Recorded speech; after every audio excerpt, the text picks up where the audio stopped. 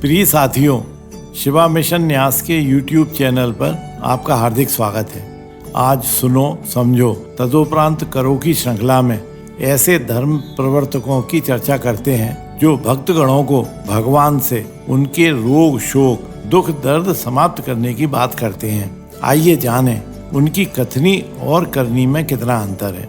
सर्वप्रथम हम ऐसे महापुरुषों की चर्चा करते हैं जो या तो अपने इष्ट देव से साक्षात वार्ता करते थे या वे ईश्वर के ही अवतारी पुरुष थे।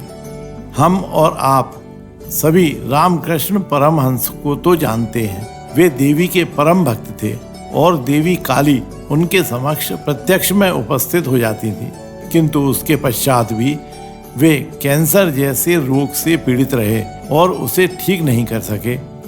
आदि शंकराचार्य जी से तो सभी परिचित होंगे।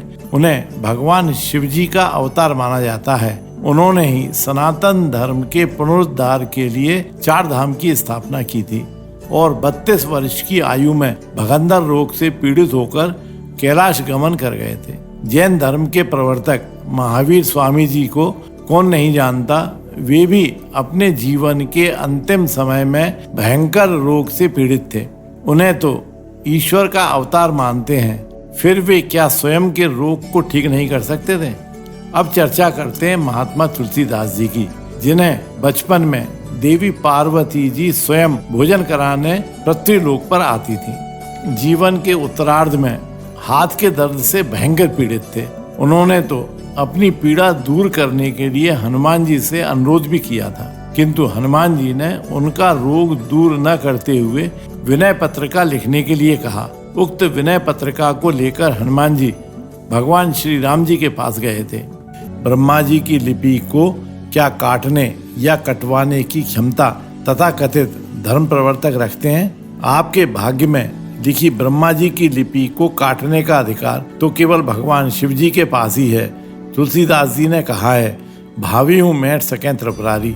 अतः भक्तगणों से अनुरोध है कि किसी मध्यस्थ के चक्र में न पड़कर सीधे सीधे भगवान शिव जी की शरण में जाकर अनुरोध करें। भगवान शिव आपका कल्याण करेंगे, इसमें संदेह नहीं है। कुछ ज्ञानी लोग यह कह सकते हैं कि देवी ने तो श्री रामकृष्ण परमहंस जी से रोग दूर करने की बात कही थी, किंतु रामकृष्ण परमहंस जी ने देवी काली जी के उस अनुरोध को यह कहकर मना कर दिया था कि यह रोग तो मेरे प्रारब्ध में लिखा है। यदि इसे इस जन्म में नहीं भोगा तो एक जन्म और लेना पड़ेगा इस रोग को भोगने के लिए। इसी प्रकार महावीर स्वामी जी से इंद्रदेव ने उपस्थित होकर रोग दूर करने का अनुरोध किया था, किंतु महावीर स्वामी जी ने भी इंद्रदेव को मना करते हुए कहा था, ऐसा हो नहीं सकता कि मैं किसी से रोग को दूर करने के लिए कहूँ। इसका आशय यह हुआ कि जब प्रारब्ध में लिखा कष्ट भोगना ही है तो इसी जन्म में क्यों नहीं। बाबा कैलाशी के आदेश से शिवा मिशन न्यास का आप सभी से अनुरोध है कि यदि आपके जीवन में कोई कष्ट परेशानी दुख आ रहा है तो उसे अपने ऊपर भगवान की कृपा मानते हुए प्रसन्नता के साथ स्वीकार करें।